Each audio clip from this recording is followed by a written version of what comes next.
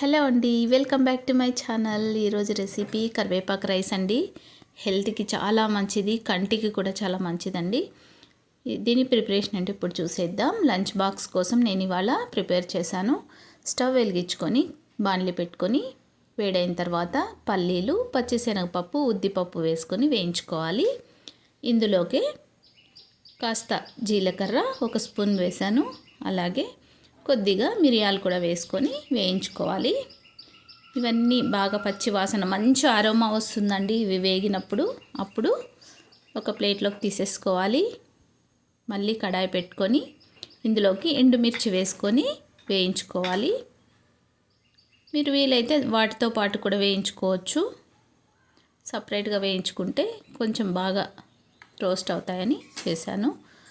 ఇప్పుడు ఇదే బాణలిలో పచ్చి కరివేపాకును బాగా కడిగి తుడుచుకోవాలండి. తడి లేకుండా తుడుచుకొని ఇలా వేయించుకోవాలి.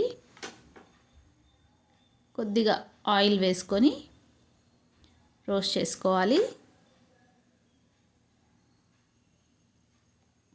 ఇప్పుడు కరివేపాకు కూడా బాగా వేగిపోయింది. ఒక ప్లేట్లోకి తీసేసుకోవాలి.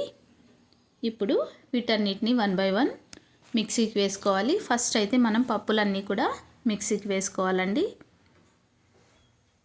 దీన్ని పొడి చేసుకోవాలి. అలాగే ఇదే మిక్సీ జార్లో కరివేపాకు కూడా వేసుకుని దీన్ని కూడా పొడి చేసి పెట్టుకోవాలి. ఇప్పుడు స్టవ్ వెలిగించుకొని బాణలి పెట్టుకొని ఆయిల్ వేసుకోవాలి. ఇప్పుడు ఇందులోకి ఆవాలు, జీలకర్ర, జీడిపప్పు ముక్కలు వేసుకోవాలి.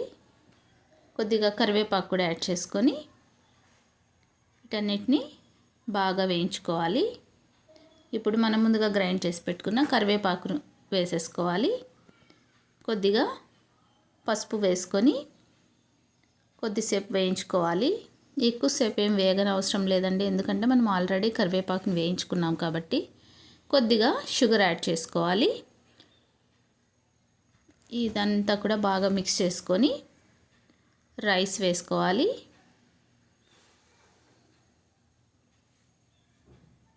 చాలా చాలా చాలా మంచిదండి హెల్త్కి. కరివేపాకు కళ్ళకి చాలా మంచిది. సో అందుకని పిల్లలకి చేసి పెట్టండి. ఇదంతా కూడా బాగా మిక్స్ చేసుకోవాలి. ఇప్పుడు కొద్దిగా నిమ్మరసం వేసుకోవాలి. ఇలా బాగా మిక్స్ అయిపోయేలాగా కలుపుకోవాలి.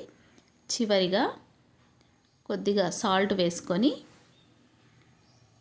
కలుపుకోవాలి. ఇప్పుడు కొత్తిమీర వేసేసుకుంటే అంతేనండి, మన కరివేపాకు రైస్ రెడీ అయిపోతుంది. లంచ్ బాక్స్ ప్రిపరేషన్ కోసం హెల్దీ అండ్ టేస్టీ రెసిపీ అన్నమాట.